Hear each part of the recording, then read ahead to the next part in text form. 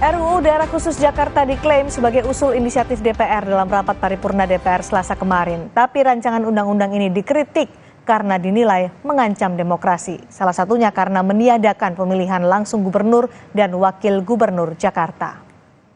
Rancangan undang-undang usul inisiatif Balik tentang Provinsi Daerah Khusus Jakarta yang menyatakan 8 fraksi setuju, yaitu fraksi PDIP, fraksi Golkar, fraksi Gerindra, fraksi Nasdem, fraksi Demokrat, fraksi PKB, fraksi PAN, dan fraksi P3, dan satu fraksi yaitu fraksi PKS menolak.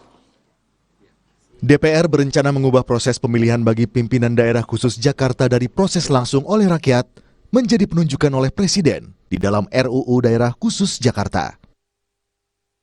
Dalam rapat paripurna kemarin, mayoritas fraksi yakni 8 fraksi mendukung. Sementara satu fraksi, PKS, menolak. PKS menolak aturan gubernur dan wakil gubernur DKJ ditunjuk Presiden. Partai Keadilan Sejahtera menolak rancangan Undang-Undang Daerah Khusus Jakarta. Bukan cuma waktu yang mepet, tetapi klausul atau pasal yang ada tidak sesuai dengan semangat demokrasi. Khususnya pasal 10 di mana gubernur dan wakil gubernur diangkat oleh Presiden. Kami bisa bersetuju bahwa DKI atau Daerah Khusus Jakarta adalah otonomi satu tingkat.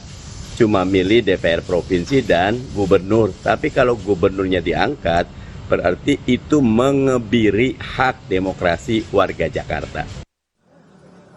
Sementara itu, meski fraksinya setuju dengan catatan, Ketua Umum PKB yang juga Cawapres nomor urut 1 Muhaimin Iskandar menolak RUU DKJ terkait gubernur wakil gubernur ditunjuk Presiden.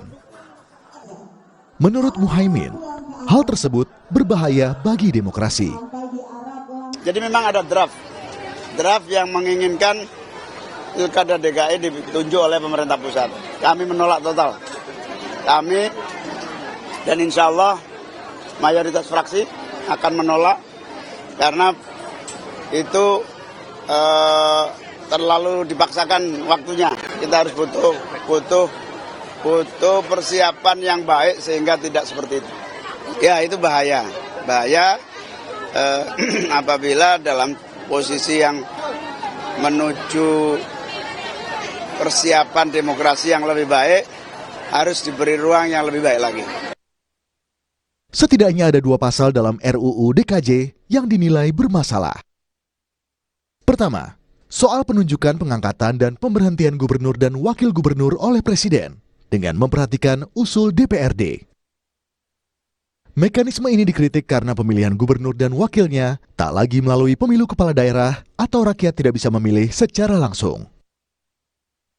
Selanjutnya, masa jabatan gubernur dan wakil gubernur selama 5 tahun dan sesudahnya dapat ditunjuk dan diangkat kembali dalam jabatan yang sama hanya untuk 1 kali masa jabatan.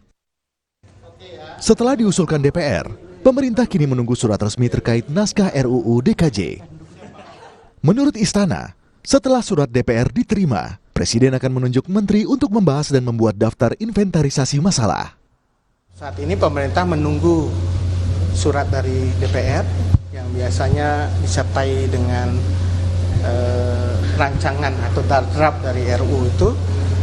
Dan langkah berikutnya setelah menerima itu, Presiden akan menunjuk menteri, sejumlah menteri untuk membahas dan membuat rancangan DRIM, daftar inventarisasi masalah dari draft RUU itu. Tentu dengan dalam penyusunan DRIM pemerintah itu akan terbuka pada masukan-masukan dalam masyarakat. RUU Daerah Khusus Jakarta diusulkan DPR sebagai konsekuensi Undang-Undang Nomor 3 Tahun 2022 tentang Ibu Kota Negara IKN. Dalam pasal 41 ayat 2 mengatur bahwa paling lama 2 tahun sejak undang-undang ini diundangkan, Undang-Undang Nomor 29 Tahun 2007 tentang Pemerintahan Provinsi Daerah Khusus Ibu Kota Jakarta sebagai Ibu Kota Negara Kesatuan Republik Indonesia diubah sesuai dengan ketentuan dalam undang-undang. Kini DPR dan pemerintah berkejaran dengan waktu menyelesaikan RUU Daerah Khusus Jakarta sebelum 14 Februari 2024. Meski waktunya mepet, masih terbuka ruang agar pasal-pasal dalam RUU tak mencederai nilai demokrasi. Tim Liputan Kompas TV.